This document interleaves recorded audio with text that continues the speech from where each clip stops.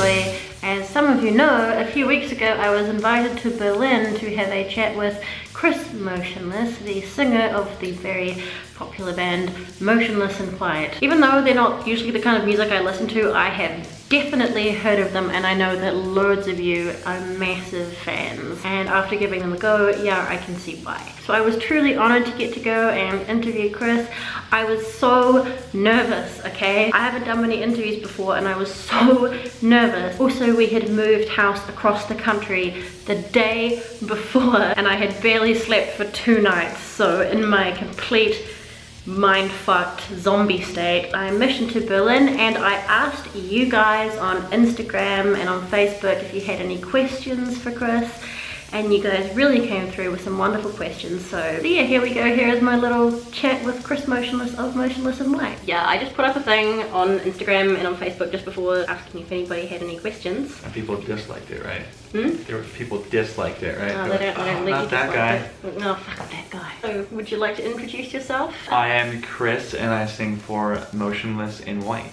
Yeah. I'm pretty excited to be sitting here, getting to chat with you. I think a few people are going to be absolutely excited because I know that a lot of my followers have like Motionless as their surname, as their username. I've seen a multitude of different combinations of, you know, whatever MIW or even song titles that we have that people blend into their usernames. Some of them are quite creative. There's quite a bit of blank Motionless that I've seen. It's really sweet. Karen Motionless, yeah. Aww, I think it's a really beautiful band name, but how did you think of it? Like, it's such a nice mental image. It's actually, there's a song title by a band that we were really influenced by early on called, the band's called 18 Visions. And they have a song called Motionless and White. And I don't know why, something about that just caught me. Just, like you said, it paints a really nice mental picture and just sounds attractive to say. I couldn't tell you why we changed it to Motionless in White. I think we were like afraid that they would be mad that we used their song title if they ever found out. But now all these years later, I'm like, why would they be mad? I would imagine they'd be more angry that we changed it. So I think we did the exact opposite of what we were trying to do. I say you have great style. Thank you. I love this. That looks so cool. Thank you. Definitely been trying to like find something unique about anything that I do. I mean, I think just wearing makeup at this point isn't something that even stands out more than I wanted to. So I've been trying to figure out different things that I like within the style that I like, and this is kind of the result of that. I must say, in comparison, I'm not nearly. I thought the makeup I had on was quite pale. In comparison, oh shit, what have I done? You're making me look tan. I'm sorry. Beach goth over here. Where are you from originally? I'm from Pennsylvania. Pennsylvania. Yeah, I like how you said that. You kind of had that, kind of like a southern accent to it. Really? Pennsylvania. Pennsylvania. Pennsylvania. I feel like most people who, like anywhere in the foreign country that we've ever been, were like, oh, can you do an American accent? They always choose that like southern, that southern Texas kind of. That's kind of the easiest one to do. I guess so. What does that say about America though? People just that have that like redneck go-to accent. I feel like since I've been in Germany that my English has gotten worse. Like, I used to be able to do lots of different accents. I swear I had a better vocabulary, but like since coming here, I can't even speak English properly anymore. You speak German? A little bit now. I've been here for a year and a half and sort of forced into being able to speak German. Do you like it? Do you like it better here than anywhere else that you've been before? Yes. Yeah. Oh man, Germany is so great. So like, what actually brings you to Berlin today? Like just this? Just to talk to you. Aww, solely just you. Just to talk to me. I heard that we were going to do an interview. I was like, all right. Oh my I'm god. on my way. Wow. Oh yeah, I heard you're going to Stockholm like today. Yeah. Tonight. Oh fuck. Yeah. My god. I will sleep. I will have been in Berlin for less than 24 hours before I leave. It's kind of sad. Oh no. We arrived last night and then we leave tonight, so it's just quick in and out. You've been to Germany before? Oh yeah. Yeah? Yeah, a couple times. A lot of people would like to know whether you'd be coming around Europe again to do a tour because well, new album. Yeah. The next time we're going to be in Germany specifically would be like the Rock am Ring, Rock am Park festivals. We're going to try to do as many like kind of outside dates around those festivals as possible. It's just tough because they pretty much occupy most of the attention in the country at that point.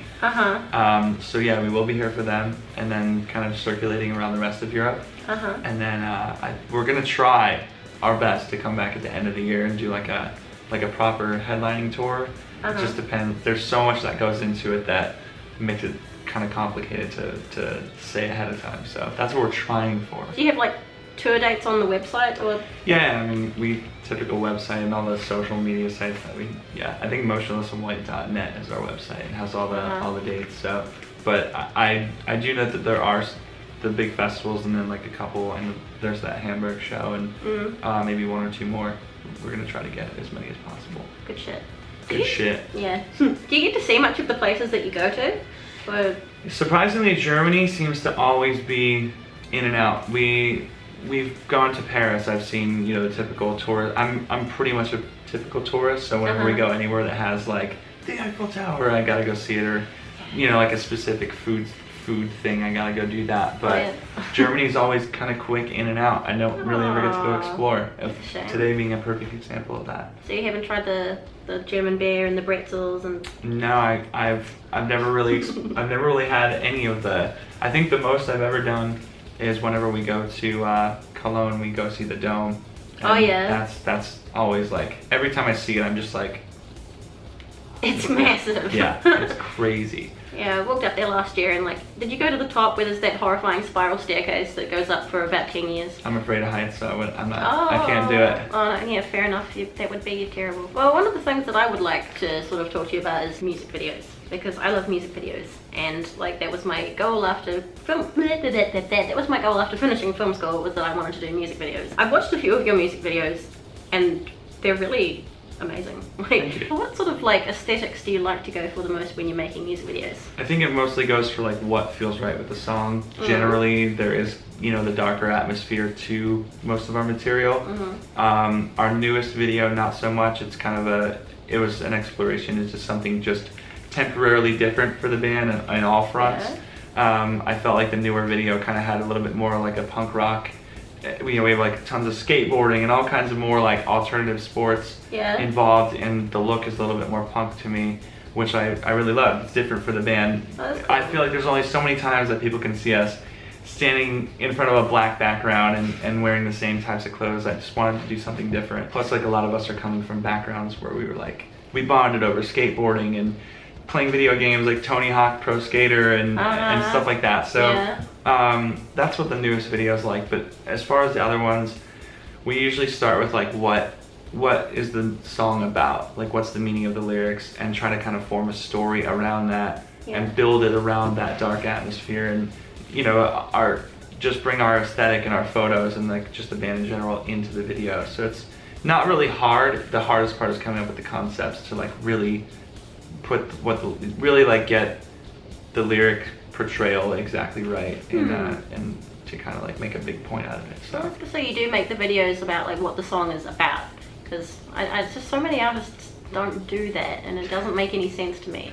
That would be a lot of fans are confused about the newer video. They're just like, I don't see how this has anything to do with the song, which is understandable, but at some point, you know, like, how many times can you really see a band do the same thing? And even though each one of our videos are different from one another, they all kind of have a central theme that coincide with one another, and this one's definitely a lot just a temporary one-time like trip into trying something different. But yeah, that's cool. Generally, I love to make sure that you bring it's like I love being able to see what the story of the lyrics are about. So with most of the videos, we try to do it as much as we can. Oh, that's great. Yeah, because it is like it is meant to be like a visual representation of a song. Yeah, to actually like witness what was in my head when writing the lyrics, to see it on film is really cool for me. That must be a really cool feeling. I will ask you about the new album, because I think a lot of people are experiencing this. What's it called again? It's called Graveyard Shift. Graveyard Shift. That's right. How would you describe your music to someone who's never heard it before? Generally, I used to say just angry. That used to be like my go-to answer, just pissed off, angry. Yeah. Lately, within the past 2 records, it's been a bit of that within a bit of just, I don't know, high energy, I guess. Yeah. Like every song that we do have songs that are kind of chill and laid back and more relaxed, but I think for the most part, it's pretty high energy, start to finish, with the exception of a track or two. And that's something that we really like, you know, make sure that we include in our band. I like songs that are chill. I have so many bands, great bands out there that have that more relaxed vibe, and that's great for those bands, and that's why I'm a fan of them. But for us, we're just all the time high energy, groove, and there's still that bit of anger laced in all the tracks. I like that. That sounds good. Is there like a theme for the new album? No, I wouldn't say there's any like one constant theme throughout all the songs. It's mostly what I've been doing on all the albums, which are like, personal observations, personal experiences, fictional stories. Like, I try to keep it varied, just so I don't feel like I get stuck in a rut where I'm required to write amongst one theme. But the theme of the actual album itself, there is one. So, the title itself, I mean. I heard just downstairs that you're not calling it metalcore anymore, but is that true? Like, are you calling it like horror metal or? No, that's actually the first time I ever heard that term was today. Really? I've never heard horror metal before until we got here, and I spoke to some people here that were like, so we hear that people are calling you horror metal, and I was like, that's kind of awesome. I've heard that was a thing? I've heard so many different genre types, and metalcore is absolutely like the root. That's another complicated thing to answer, because genre is complicated. Yeah, metalcore is like a very broad term. Yeah. I more specifically go for like mid 2000s metalcore, like Bleeding Through, 18 Visions, and that type of sound. I no matter what I can say, I'm either wrong or I'll be criticized for it because someone will disagree with you. Motionless White isn't metal. I couldn't tell you how many times I've heard that. So if Germany wants to claim horror metal and associate that with us, I'm all about it. Yeah. That sounds cool. Yeah. Horror metal sounds cool. Right? Yeah. It's not really like I can't really see any negatives to that. No. Who would be your biggest influences? Like, who are your favorite artists growing up? And I don't know, is there anyone in particular that you sort of base your stuff on? I wouldn't say that there's any one particular one. I mean, there's different influences musically, like bands that really just introduced me into the whole world that is what I'm now immersed in. Like Metallica is the band that was the band that brought me into all of this. Yes. And understandable. Yeah, hearing the Black Album when I was a lot younger introduced me into more bands like the Misfits, and then the Misfits became such a incredible influence on me in just a lot of different ways. And it kind of just flowed from band to band. Misfits came AFI, came The Cure, came all these different branches of music that all had that dark atmosphere to them. I can't say there's any one specific that's like the guy. I mean, everyone's aware that I love Marilyn Manson. Anyone who doesn't love Marilyn Manson is wrong. He's a great example. Visually, I think the things that he's accomplished visually and artistically it's not a secret as to why he's such an iconic character that's globally known. You know? He's super good at what he does. Exactly. And I guess he was kind of like one of the first people to do that, like shock rock thing. He's really fucking smart, and each album does have a different, like when I heard Golden Age as compared to Eat Me, Drink Me, I mean, it does have a whole different vibe, and he's really good at, finding out what works for him, but also how to reach new audiences, so. I mean, I think I saw a comment, and I think people would love to see you collaborate with him.